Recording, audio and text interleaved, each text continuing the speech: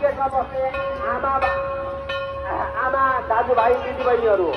अलिकति संयमता अपनाऊ है, संयमता अपनाऊ। यो आज नववर्ष सँगसँगै सोमबार पनि परेको हुँदा अलिकति कति हजार देख्यो अरे पैसा बढेको छ। 81 भन्ने कि 82 भन्ने भन्नु त त्यो लाइनलाई हामी आफैले बाले बिर्सेर चौपट छ मिलाउने हो भन्दा अवस्था भनेर भन्नु न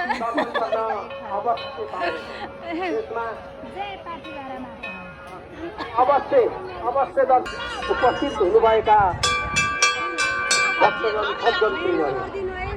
सज्जनपुरीमा जुन तपाईँलाई दुःख भएको छ, कष्ट भएको छ, किन भन्दा तपाईँले 4 घरको के अब तपाईँको साह्रै पालो दर्शन गर्ने कुरा आउने